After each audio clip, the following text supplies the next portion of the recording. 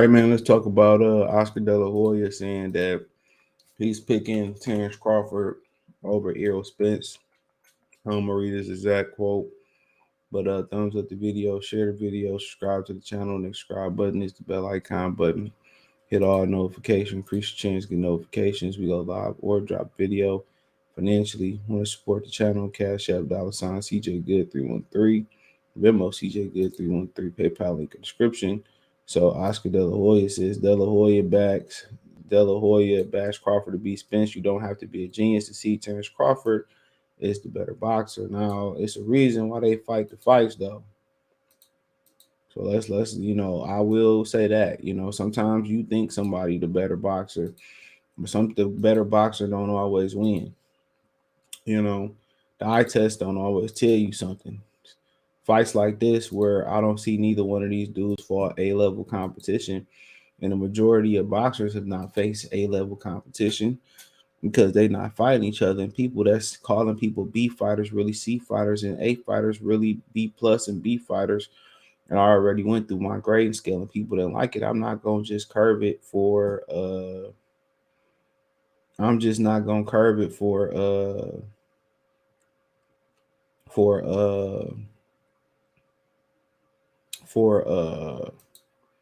for the fighters of today. It's the same scale.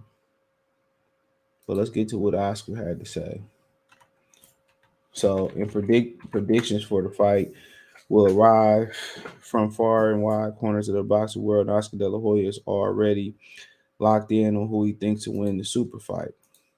He said, quote, "It hasn't changed because they haven't fought since I picked Crawford to win. I don't think anything has changed except they're getting older. They're both getting older as we speak, but I think Crawford still has the ability by skills and IQ. You can see it." De La Hoya told Marcus Villegas for Fight Hub TV. Shout out to Marcus Villegas. He said, "You don't have to be a genius to know who's the better boxer. Spence, don't get me wrong, he's a great fighter. We built him. Golden Boy built him." He had to throw that in there. So Spence has tremendous shot of knocking him out if he catches him.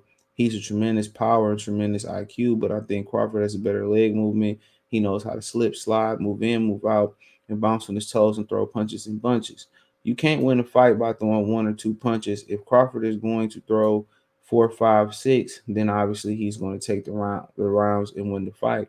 He said, "I strongly feel Crawford and Spence are both great fighters, but in my humble opinion, Crawford has a better ability. He has the better arsenal inside the ring." So, that's De La Hoya's opinion. Some people may disagree with that. Um, you know, so I mean, shit. Uh, like I tell y'all, y'all talking about with Crawford more versatile. He got more tools. Sometimes you just need one tool to get the job done, right? You know, you know. So, but I see how everybody kind of, believing that Errol Spence is the bigger puncher, or maybe they believe in Errol Spence. Terrence Crawford can't take the punch. Well, we'll see. I can't assume that he will or won't be able to take the man punch. But I damn sure ain't assuming that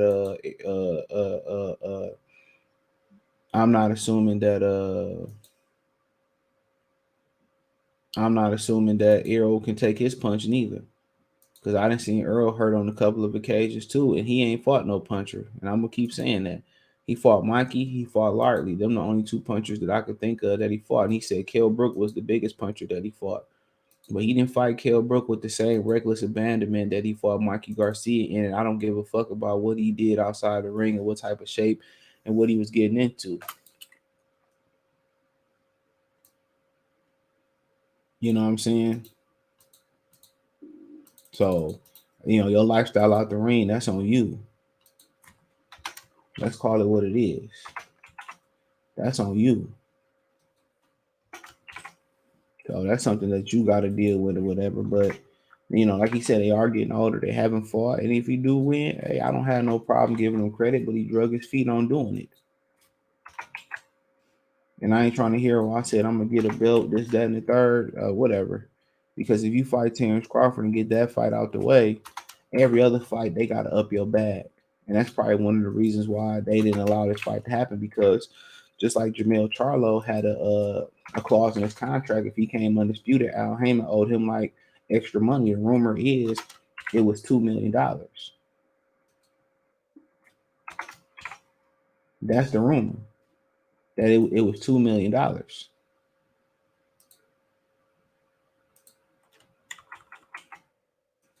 So you know, so Al Heyman really ain't trying to pay Errol Spence any more money for being undisputed.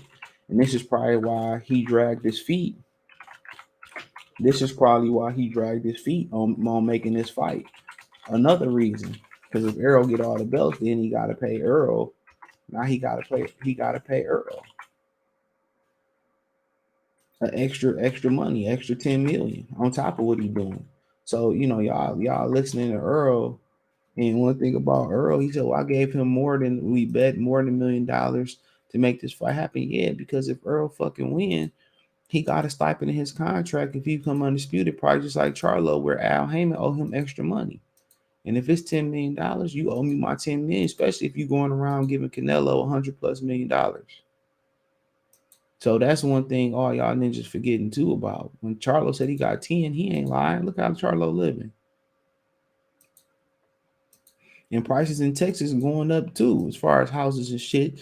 Because Californians, the last 20 years, probably minimum, been moving into Arizona, moving into Denver, moving into Utah, moving into Texas, running the prices up because it's expensive there. And they coming to Las Vegas, and Vegas gonna be shooting their shit up too. You know? So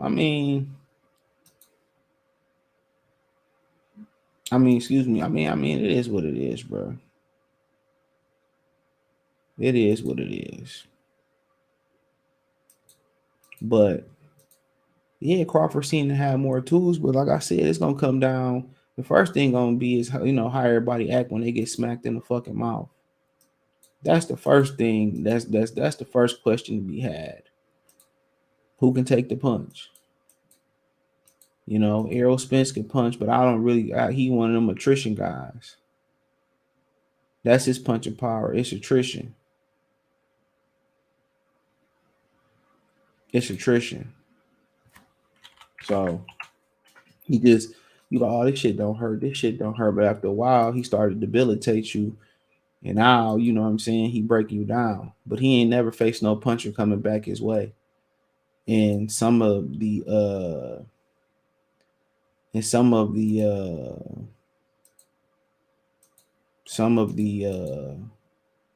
you know mistakes that he make is gonna be on full display.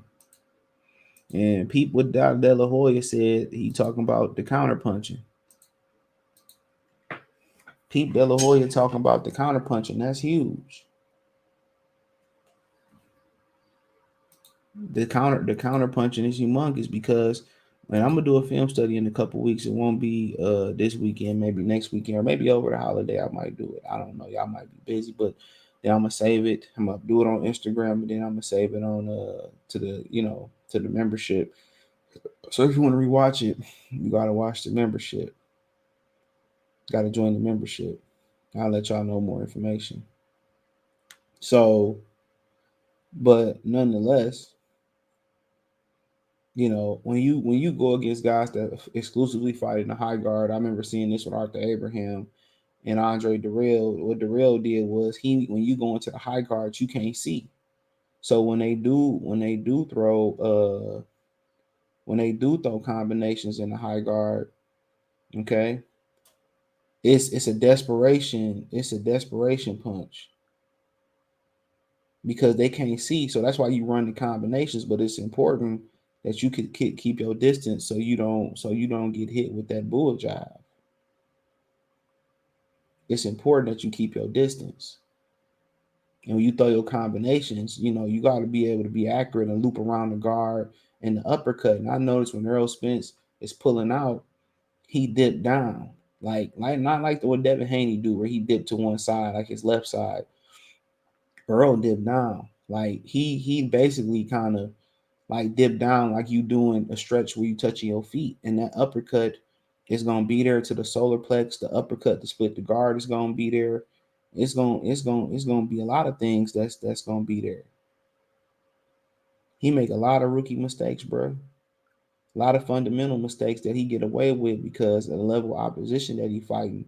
And his size and strength, and that's why it's really gonna be a problem when he move up in weight.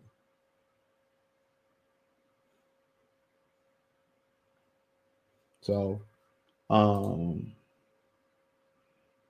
but to each his own.